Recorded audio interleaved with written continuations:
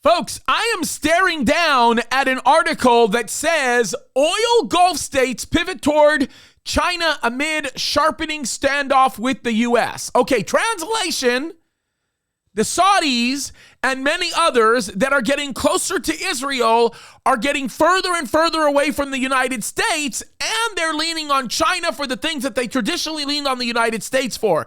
By the way, that should not surprise you, because what started that downfall was what Joe Biden did in Afghanistan. Folks, things are getting crazy. We told you that there were prophetic implications behind all of this when everything happened in Afghanistan. And then to make things worse, the declaration by this current president that basically says that the Houthis are not terrorists, which, by the way, the Yemenis Houthis, who are fighting as proxies of Iran, coming against Saudi Arabia, are doing that to interfere with relationships with Israel. Folks, we are watching some crazy things beginning to happen, and I can tell you this right now. I would not be surprised if China started falling apart because of their lack of economic ability, their lack of economic standing, right? And what may very well happen is you may begin to see a growing relationship between nations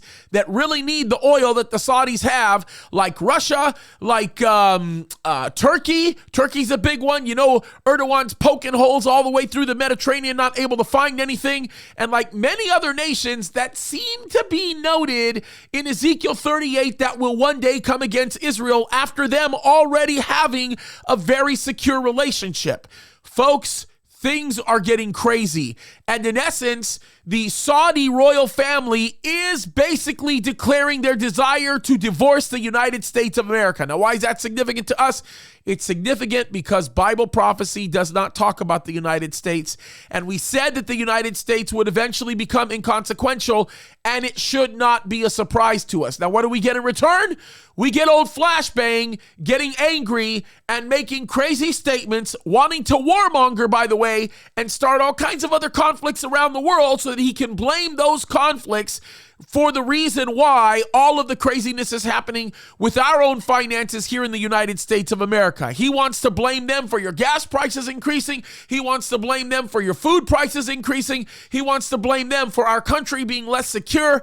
That's exactly what his tactic is. And eventually what he would really like to do is join up with the globalists that will usher in what we know will be the world of Revelation chapter 13. So heads up, folks. Again, elections have consequences, and it's time that we wake up and understand what's really happening. Jesus is coming soon, and it's time for us to fight the good fight the way God has called us to fight that fight, and that is righteously, right? That we need to be people who are standing up for righteousness at every turn. You need to run for school boards. You need to get involved in city council meetings. You need to preach the gospel. You need to be a productive member of the society in which God has placed you, because we have an obligation to stand for righteousness, all right? Jesus is coming soon. We love you guys. God bless you.